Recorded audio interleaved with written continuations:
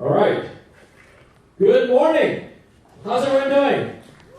Have you had breakfast yet? I hear they serve breakfast twice every day, lunch twice and dinner twice. All the great food here on the cruise. So I'm here to talk about Bitcoin as freedom of money. So who here owns Bitcoin? All right, who here has done a Bitcoin transaction?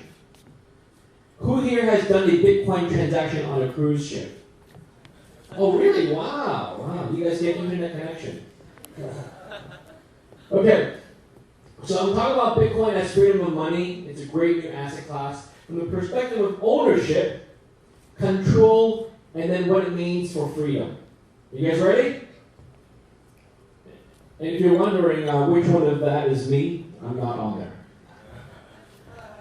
Okay, ownership model. Let's talk about ownership model. Today, ownership is identity. Everything you own is about who you are. It's tied to you as a person. Your name, your identity, your passport. Not necessarily your digital identity, but your physical, real person identity. Now we're talking about bank accounts, credit cards, real estate you own. Everything's owned under your name. You don't realize that. When I grew up, I didn't realize that. But the fact is, everything's owned under your name. Even tickets, even things like airline tickets, cruise ship tickets, restaurant reservations, everything's under your name.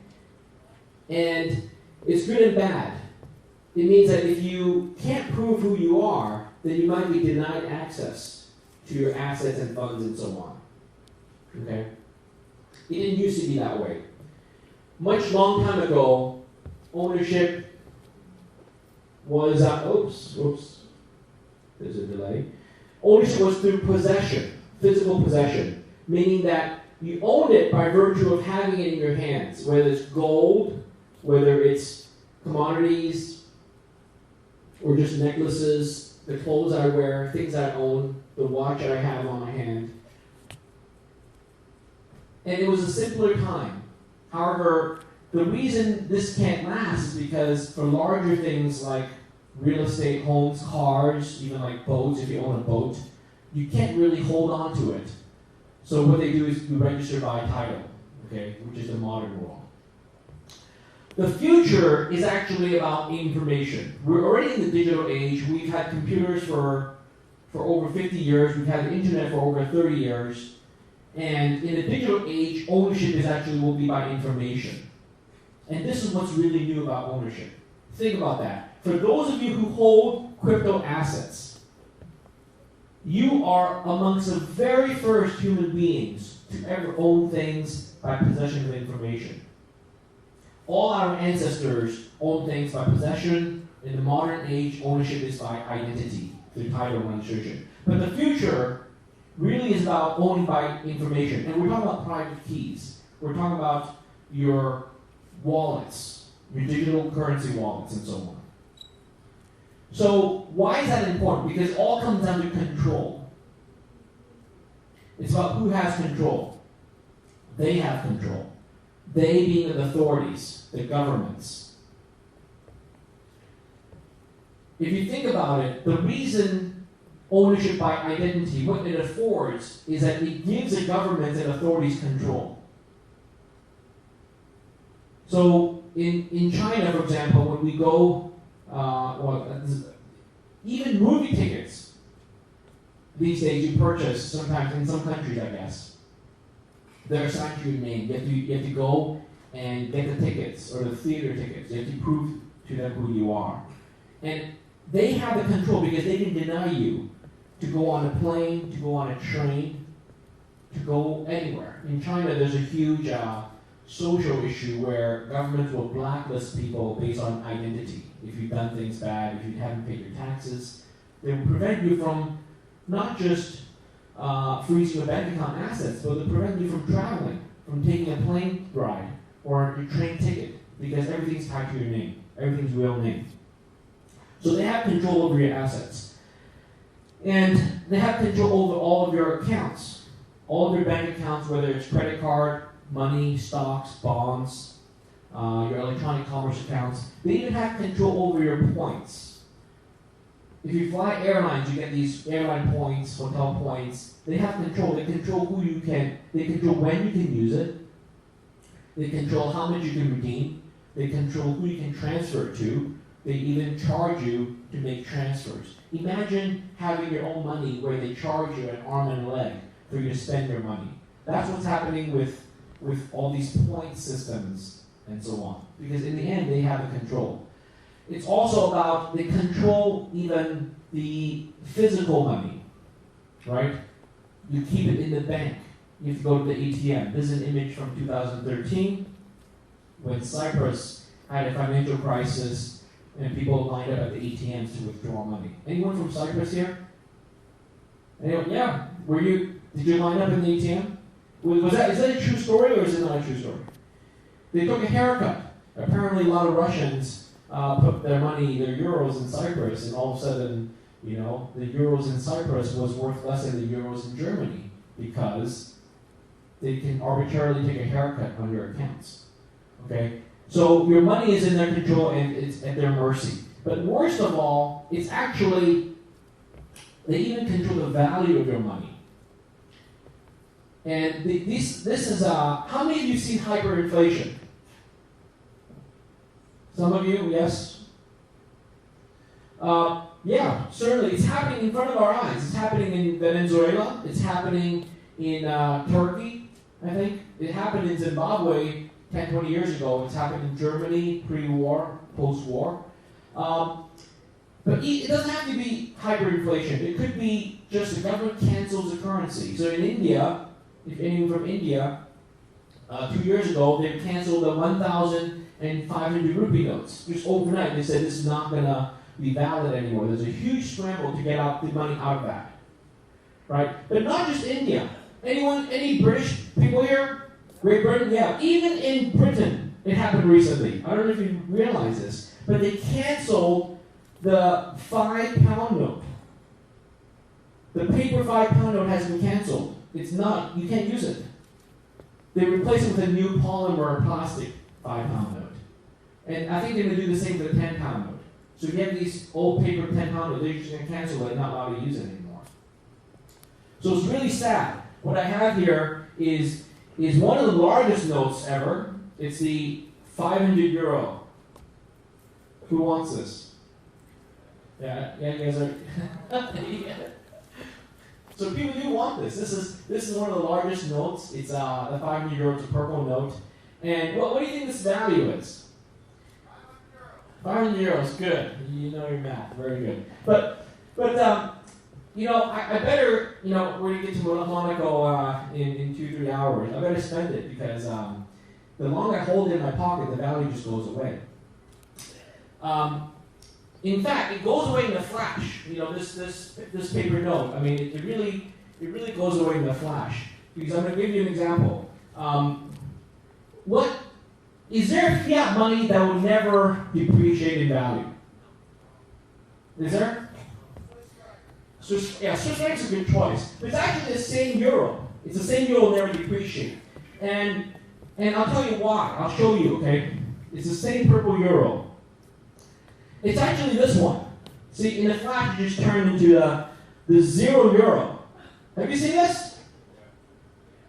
The 0 euro is sanction issued by the ECB. I did a quick change of hand here from the 500 to the 0. Faster than most people, but this is actually, I like Europe. I love Europeans because they really get it. They have the guts to issue a 0 euro note, the ultimate fiat currency. Because this will never depreciate. It's already printed on here, 0. And I got this in Monte Carlo. If when we went to Monte Carlo, up the castle, there's a museum of oceanography. Right by the resort. You can go buy these, but you have to spend 2 euros to get this. So this is how they trick you, right? Okay, so but truthfully, every fiat money you have in your pocket is like this. It's essentially go to 0 in value. I love the animation, huh? I'm interested again. Okay, so the future is here. Here's what I mean. The future is about digital assets. So not about paper assets, gold, or anything physical, but since we are of the internet age, of the e-commerce age, the future is in digital assets. Real digital assets that have real value. And that, I'm just so excited. I've been involved with Bitcoin since 2011. And what we've realized is that for the first time, we don't have to trust governments, we don't have to trust banks, we don't have to trust institutions, we don't have to trust paper or metals. We can trust something called mathematics. And mathematics is what we learned in grade school, 1 plus 1 equals 2, 9 times 9 equals 81. But the best part is cryptography, modern cryptography, is just based on mathematics. And I have a true faith in mathematics that it will stay the same, that it will still work. Not just tomorrow, next year, not just 10 years, 20 years, but for the next hundreds, thousands of years. Mathematics will still continue to work and function. And this is what modern cryptography is based on. So we're changing, instead of trusting chemical properties like gold, instead of trusting government foundations and so on, we can trust a digital currency that's based on algorithms and cryptography. So what it means is with Bitcoin, with cryptocurrency, the private key is now the ownership. If you have the private key of your Bitcoin account, of your so-called unspent transaction outputs, the UTXOs, the coins that are under that address, then you have perpetual and forever and real ownership of that asset. You can transfer it to anyone in the world, even apparently on the cruise ship, right? Have you tried tossing some private keys around on a cruise ship? Does that even make sense? Can you even toss private keys around a cruise ship? I don't know. So freedom of money, for the first time we now have freedom of money. What is freedom of money? Freedom of money is like freedom of speech. Like, it's not like free beer, but like freedom of speech. What it means is, it's your freedom to own and spend and receive your money. Right, think about that. Until Bitcoin and cryptocurrency, we as members of society never had true freedom of money. Because even, like I said, even with paper bills, right, the 500 euro or the zero, the value is controlled by the central banks. With stocks and bonds, with money in accounts, it's controlled by the third party. Now with Bitcoin, we have true freedom. As long as you have your private keys, you control it, and we've had that since 2009. So we really are, it feels like, you know, if you just bought into Bitcoin, just learned about it today, it feels like you're already late, but you're not. This is this is our 10th year of Bitcoin. It only started in January of 2009. So we're only 9.5 years, close to 10 years, we've had freedom of money. This is so early, and the saddest part is not a lot of people get it. When I tell my friends what Bitcoin is, freedom of money, they don't understand what it is, because they've never had it before. You've always had to rely on someone else. So Bitcoin as digital asset, I'm just going to review this, all of you know this, it's freedom. So 21 million, very limited 21 million.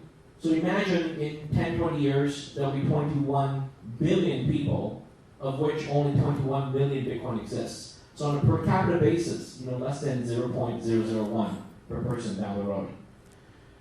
It's based on information and math. This is what I talked about. I think this is what's going to hold water. Borderless and global. What I love when I meet people all over the world with Bitcoin is it's truly global. Across all geographic, country, barriers, political boundaries, across all languages, culture, and all that. So it's really amazing. I myself, you see me, I speak American English. I live in China. I actually was born in Africa, in the Ivory Coast, and now I'm taking a cruise in the Mediterranean. So I'm a global citizen, and I love meeting people all over the world who transact and hold cryptocurrencies like Bitcoin. It's not identity-based. So we talked about that. All the Bitcoin accounts are not tied to names. And the reason is it cannot be tied to names, because if it were tied to a name, you would require a third party to verify you are who you are. So all it is you prove it by having the private key, by having that passphrase, the private key. So it's never identity-based. It cannot be identity-based. Okay, and because of that, there's no third-party control. This is the killer. This is awesome. No need for third party. Now, it doesn't mean that you cannot have third party control. If you want, today I'll volunteer to hold all of your Bitcoins. Just send them to me, I'll hold it for you. Any takers? So you can, by the way, you can put your Bitcoins on an exchange, eventually with banks, custodians, and so on, or put it with me. No, actually, I won't do that. It's too much responsibility. But it allows you at least to hold it yourself. So how many of you hold Bitcoin yourself versus with third parties? Okay, so I'm glad all of you guys raised your hands, because that's the way to hold Bitcoin. If you hold your Bitcoin with an exchange, with an online, what they call a hosted wallet, you don't really have your own Bitcoins. Okay, so let's talk about what it means for private keys. So what I've done already is through the speech, I already blinked to you, and that was my private key for my Bitcoin accounts. If I blink, it's Morse code. I can give you access to my money, right? So what you have on here is 1 and 0. So for the first time, you can transmit money, give money away just with 1s and 0s.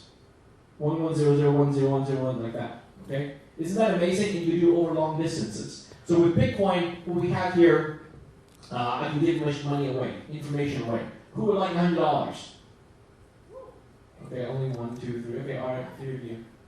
So information is money. By showing you the photo, there you go. That's $100 right here. But see, this you can copy, right? You can take a photo of this. You can just take the money away. So this is not the real money. But what I'm trying to say is that with Bitcoin, through the system of accounts. So what we have here, for example, is my Bitcoin account. The address is public. So it starts with 193 HUU all the way with TPES. So feel free to take a lot of pictures of this, because afterwards you send all your Bitcoins to that account. Okay, some people actually do that, yeah. But this is a great way for fundraising. If there's a natural disaster, if the Red Cross wants to raise money, imagine them putting QR codes, the official Red Cross address, and anyone in the world can send in their Bitcoins from all countries in the world, okay? But at the same time, we can also give money away.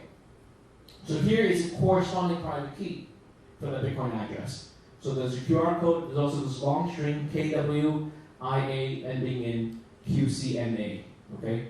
So what I just did is to share with you my public account and also my private key.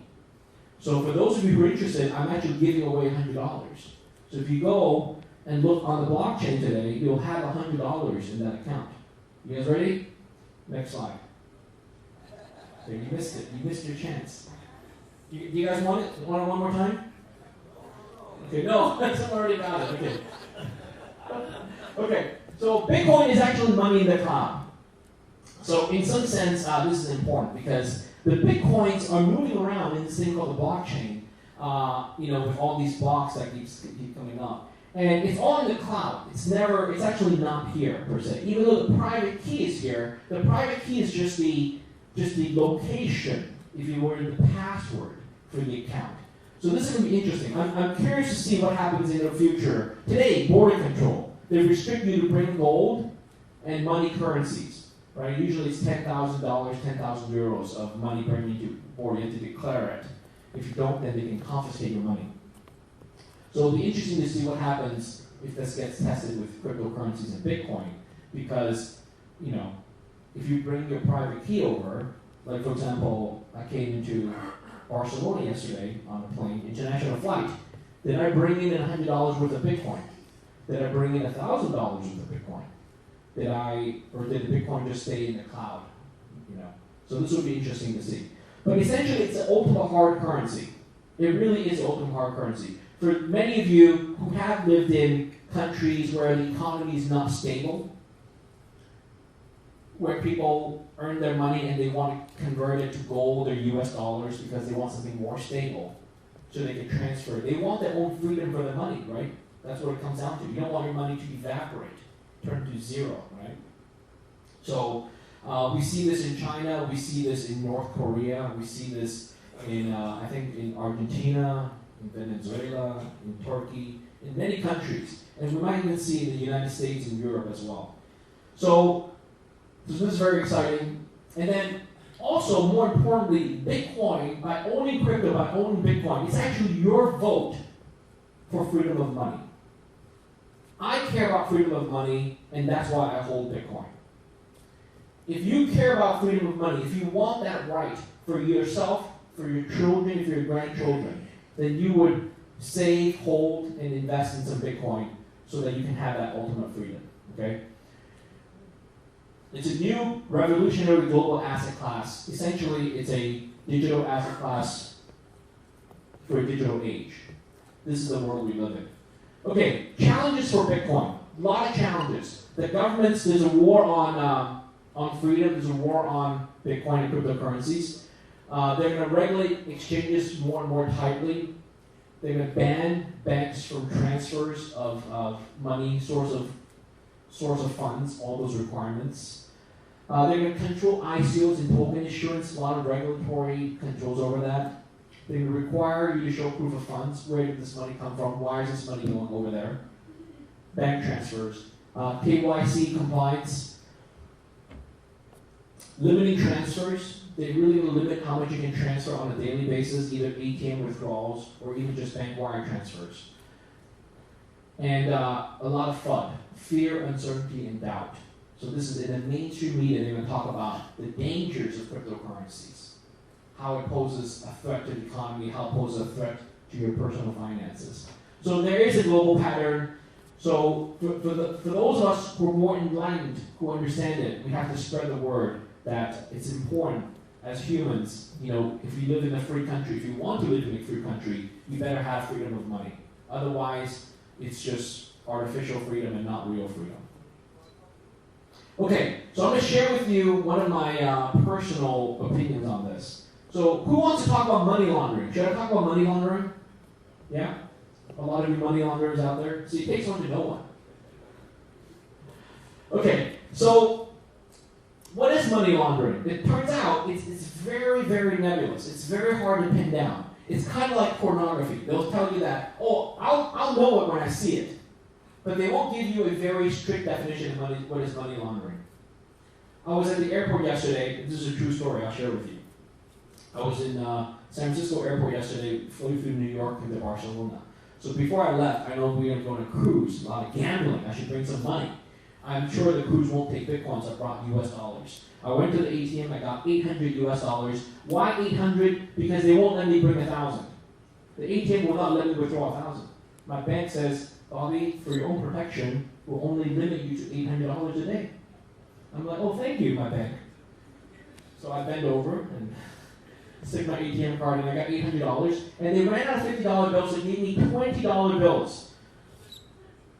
So $800, that's a lot of $20 bills. So I did some money laundering. I went to the stores around the airport. I said, hey, do you have large bills, $100 bill, $50 bill? I'm going to give you some $20 bills. And some stores actually gave me $100 bills. So now, of course, I wasn't money laundering, but in some ways, if they want to catch me, they can call that money laundering. Because I was changing small bills for large bills. Okay? So this is how the world is, really. It's really kind of like that. It's just about how much you did. I only did it for $300-400, so I guess it wasn't that bad. But if I did it for $3 million, changing small bills for large bills, that would be money laundering. So my point is this. Well, these are Bitcoin poker chips that were made by BTCC. So my point is that I think the future, money laundering will go away because it will not be criminalized anymore. My feeling is that don't criminalize the transactions of money. What you should do is catch the criminals for the criminal activity. If I'm selling drugs, if I'm buying drugs with the money, then you should catch me and that should be a crime. But if I have $20 bills, I'm exchanging for $100. If I deposit $20,000 into the bank or withdraw $20,000 from the bank, that should not be criminalized because it's just my money, right? But today, in another true story, 2 months ago, I was in Las Vegas 3 months ago. I play poker, as some of you may know. So I went to my bank in Las Vegas, and I said, let me withdraw $20,000 in cash. And they're like, what? They don't want to give me the money. They said, do you want to take a cashier's check? I'm like, no, I don't. I want cash. They said, why do you want the money? I'm like, it's my money. And they said, what are you going to do with it? I'm like, I'm going to go gamble. This is Las Vegas. But this is true, right? I really was going to go gamble. And they kept asking me these questions. They called the manager out. And they asked me, what do you play? And I said, I play craps, I play poker. and they asked me one more time whether I want to take a cashier's check instead of cash. I said, no, I'll take cash. Because the reason is I was going to use $10,000 to buy entry to the World Series of Poker, so I would give them cash. So anyways, the point is, now, I have the fortune to be able to withdraw $20,000, but they're giving me all this trouble because it's my money, but it's really not my money. They have control over it. So these are real stories, okay? And if you're a businessman, when you try to transfer millions of dollars, bank transfers across, especially to countries, where either on the U.S. sanctions list or where there's a lot of money laundering problems, you get a lot of trouble for that. They even close down bank accounts. In China, if you do OTC transactions for Bitcoin, you receive money, you risk having your bank account closed or frozen because you've gotten money from somewhere else, the source is not clear. So this is really, really scary situation. The more they do that, the more they clamp down on your free flow of money in bank accounts, the more people are going to realize it and move their assets to Bitcoin. Okay, so we have to prepare for a war on freedom. I really mean this. We as citizens, as global citizens, we have to think about and prepare for a war on freedom. It's going to happen. All right, and the reason is they don't want to lose control. Okay, so governments in the world will do more and more to suppress Bitcoin. Let's talk about some Bitcoin trivia. Are you guys ready? So why do Bitcoin prices keep going up? The reason is Bitcoin's value does not come from the endorsement, the acceptance, or the regulation by governments. We know this already because we're on the blockchain cruise. So when you tell your friends why Bitcoin has value, it's because it's actually not because of government and authority. The reason Bitcoin has value is because it comes from inherent failures, the limitations, the restrictions and inconveniences of its competitor, which is a fiat money system. So the more they squeeze, the more they limit my withdrawals, the more they deflate and have hyperinflation in the currency, the more they scrutinize what I do with my money, the more their money system will go down and the more Bitcoin price will go up. So this is my personal thinking. And then, of course, any people hodling Bitcoin? Yes, hodling. Hodlers, unite! We should have a hodlers dinner tonight. Of course, this is a misspelling of hold, right? So people ask me what are some great things to do about investing in Bitcoin, but I'll share with you my 4 tips, 4 things for mistakes or not to make. Avoid some mistakes with Bitcoin. Here we go. Top 4 mistakes to avoid. So let's get a round of applause. By applause, I want to hear if you agree if you've made these mistakes. Don't be ashamed. We've all made some of these mistakes. We'll see who's made all 4 mistakes. Are you guys ready? Number 1 mistake is indecisiveness when it comes to buying Bitcoin. Yes? So my story is Charlie right there, my brother. Charlie told me about Bitcoin in 2011. And I was like, man, I won't buy. I waited 2 years. What a dumb mistake. Terrible. Any of you wait 2 years before you buy your first Bitcoin? No one? Just me? Okay, I'm the dumbest one here. And not buying enough. I love that. Not buying enough. When Bitcoin was only like 30 cents, Bitcoin was $2, Bitcoin was $12, Bitcoin was $100, didn't buy enough. Today, Bitcoin's only $6,000. If you made mistake number 1, you should buy today at $6,000 and buy a lot. Number 3 mistake is selling after small gain. So you sell your Bitcoins. Anyone make this mistake? Yeah?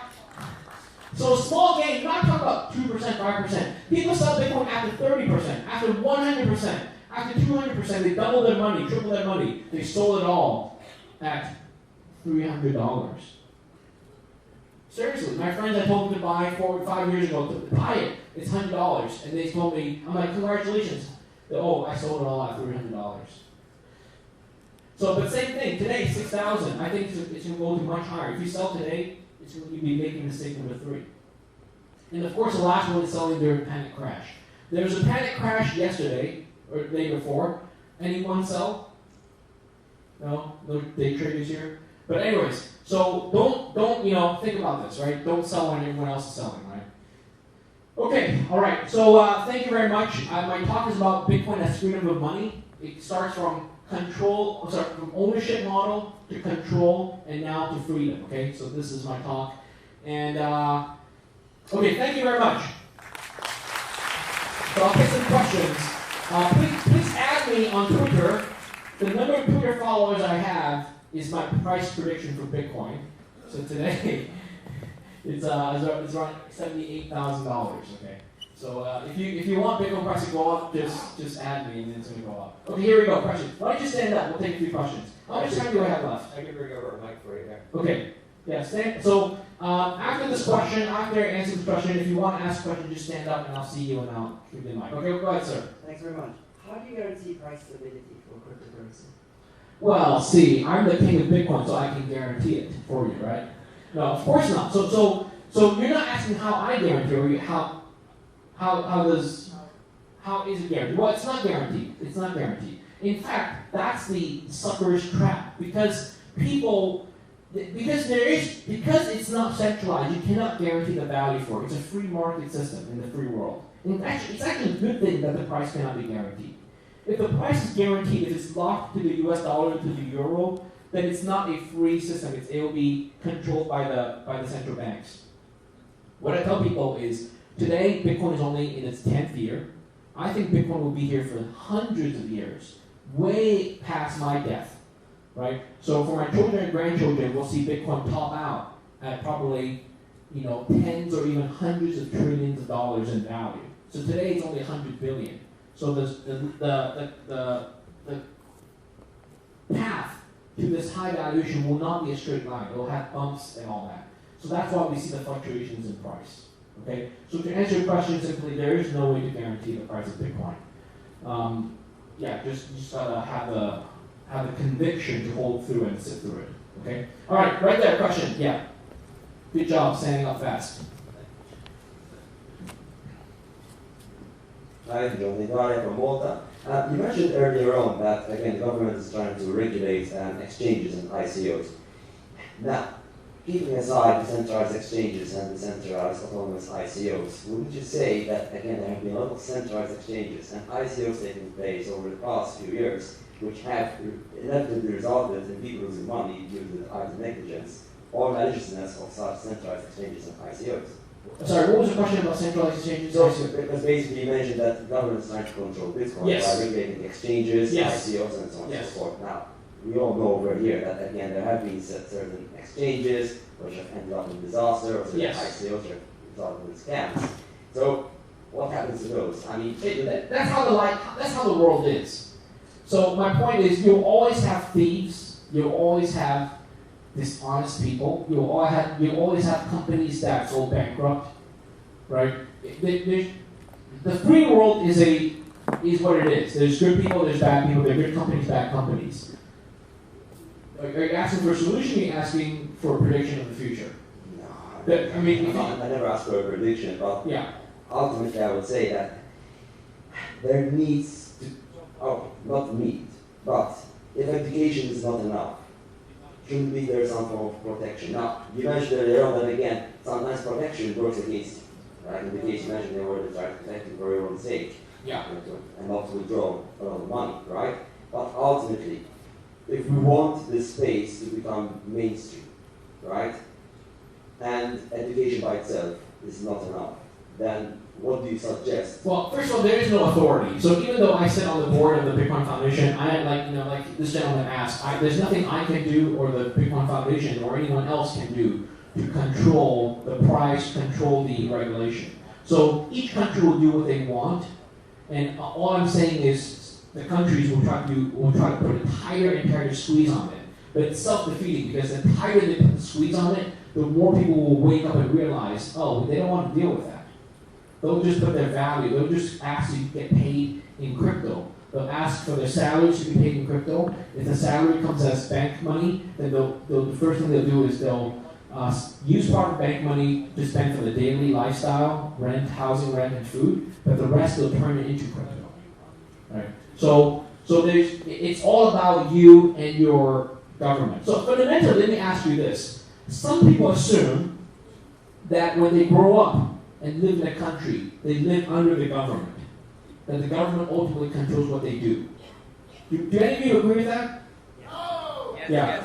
So some of you do. So I'll share with you a different perspective. I I've lived through different countries, and of course, as you know, I'm an American citizen now. And people ask me, do I want to give up my American citizenship to save on taxes? I gave it some thought, and I realized I don't want to, because I like the American idealism, which is freedom and the fact that the government is appointed by me. Meaning, I want the government to be what it is. Now, there's certain years where the president is not exactly what I want, like we have right now. But the idea is, as long as we're not in a dictatorship, that we can vote and change the government and change the law, right? I do believe that. You can call me naive, but I do believe that. I think it's kind of like democracy is not the best form of government, but I haven't seen one that's better. Okay. So who wants to stand up and ask a question? Okay, so we have a question right here. Oh, right here first. Okay, sir. Hi, Bobby. I'm Paul. I'm from Estonia. I have a question. You mentioned quite a few things about money laundering, and originally Bitcoin was associated with some very bad things like darknet and drugs and stuff like that. Where do you think is the thin line for kind of still controlling the process and do something against money laundering and associated with cryptocurrencies? But what do you think should be the mechanisms and steps to implement at least to have some control? But on the other side, over money laundering. Yeah, because it's a very convenient sort of mechanism. Yeah, what I'm trying to say is we should no longer. If I ever get to run for government and set the law, I would say forget about criminalizing money laundering because it's futile. So before Bitcoin and crypto, all money went through bank accounts and transfers, SWIFT, wire transfers, cash transfers. So everything was tracked, right? So that's why the law was there, because the law was there because they could actually enforce the law. But we have entered the world, with Bitcoin, Monero, Zcash, and anonymous crypto transactions, that we are in the new world where you cannot track it anymore. It's practically impossible. So I think the laws are antiquated. I think one day, my prediction, not necessarily what I want to, but one day they'll give up. They'll say, okay, we'll just tax the criminals. Because think about it, anyone work at banks, how much of the bank expenditure is spent on compliance, KYC, and all that stuff? So much money. Do they want to do it? They don't want to do it. The regulators force them to do it. Instead, that money should go to the police and investigators to catch the criminals, rather than to catch all the money transfers. Yeah, all the criminals copied, right? No. Okay, we have another question right here. Okay, where? Right back in the back. In the back. Okay, right there. Okay, sir. So I love the title of your talk, Bitcoin is Freedom. I'm totally on board with that. I absolutely love it. Fantastic. Thank you, Roger. My question... I love you too. Yes. And so for those that don't know Bobby and I've known each other for a long, long time. So my question for you, Bobby, is do you think, right now the BTC version of Bitcoin, their stated goal is to be a digital store of value. Yes. The Bitcoin Cash version of Bitcoin wants to be a peer-to-peer electronic cash system for the world. Yes. Which one of those versions of Bitcoin do you think is more likely to bring more freedom to the world? A digital store of value or a peer-to-peer electronic cash system? Love that question. And Roger's the perfect person to ask me that question. He's putting me on the spot, literally on stage on the spot. So I'll say this. Bitcoin, you've noticed, all through my presentation, I've only said the word Bitcoin. I don't say BTC specifically, nor do I say BCH or anything else. And the reason is, in terms of BTC and BCH, both are Bitcoin in my mind. They're both my children. Right? I purchased my Bitcoin before 2017, before the hard fork. So I own equal amounts of both BTC and BCH. So they're both my children, and it just happens one today has a higher market value than the other. But it's way too early. It's way too early to sell. It's way too early to give up on any Bitcoin. So, but to answer Roger's question more specifically, I do think in many ways BCH, the Bitcoin Cash, is a truer ideal of Satoshi's white paper vision. Okay. Now, things could change, but at least for now, that's why I hold BCH as well as BTC. Okay. Right here. Yes. Hi, thanks. Leah Wald.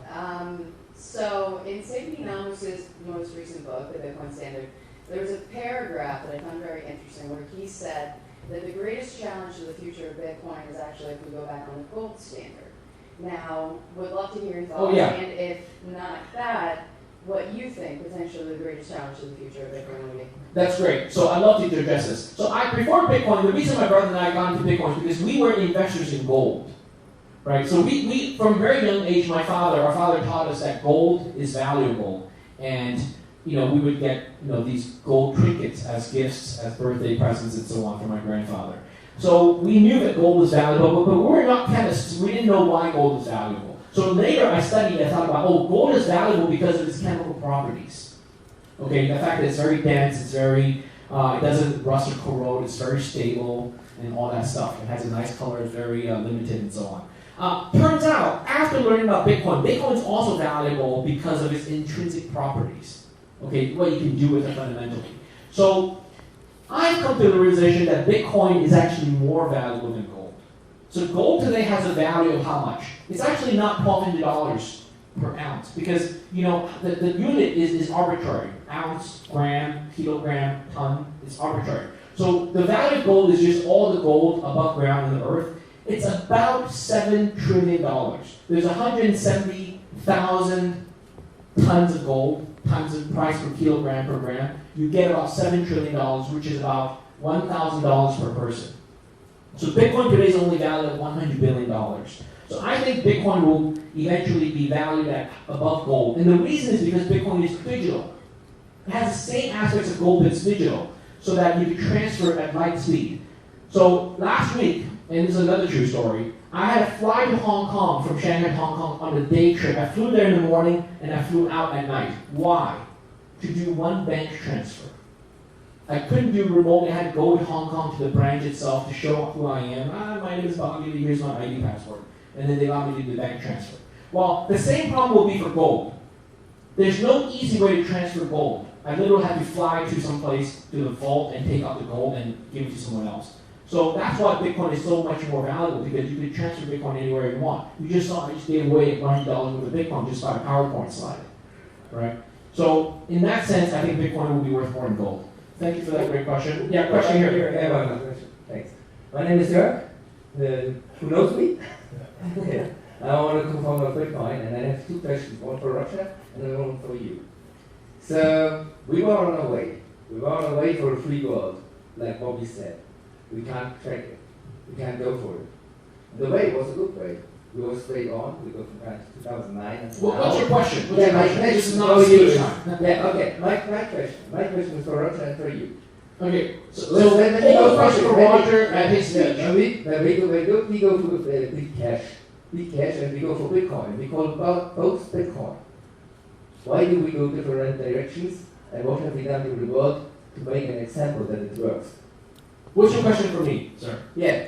How can you accept something was coming by criminal and talking about decriminalization money? I'm sorry, I don't understand your question. Okay, let me say it to your words. Are you a criminal? No. Are you sure? Yes. Okay, go ahead. Is Bcash criminal? What's Bcash? Bitcoin Cash. What about Bitcoin Cash? Is it criminal? Are you a criminal? Me not, I'm Bitcoin. Okay, then go ask Bitcoin Cash whether he is a criminal. Okay, thank you for your question. Next question. Right in front here. Well, I have one.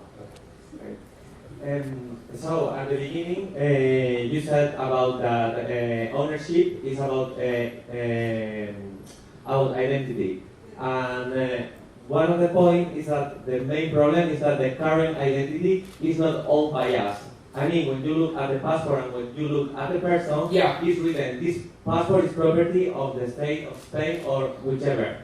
So, haven't you thought about establishing a new legal system, like a new country doing it in the legal way? Yeah, this is like the Order of Malta, for example, because that's what I've been doing, and I'm having a lot of troubles because government are trying to suppress us, but I think this is the way we can really do it. What do you think about that? Yeah, this is a great idea. I'd like to learn more. I'd love to learn more about what you're doing in Malta for that. But it brings up a good point about identity. You're absolutely right that identity is actually assigned to you at birth. So today, all of us are legitimate people. We have passports. We have identity. But there are a few people in the world who don't have the identity. They're called, what are they called? Stateless individuals. Yeah, stateless individuals, and it's come to my attention that it's really sad because these people don't have identity; they're not recognized as citizens of any country, and this will be a problem in the future. Down the road, we will have issues where governments will deny identity based on their intent. So if some people break the law, they'll just yank the identity away, right? Like Edward Snowden, right? So we will see that. This is a huge fight, not just for cryptocurrency, but for control of ideas, control of assets. Okay. So I urge all of you to support this so-called the future version of freedom of money, freedom of identity. Okay. All right. Any more questions? Are we out of time? We are fantastic. Okay. Thank you so much, Bobby Lee. Give him a big hand, folks. Thank you. Fantastic.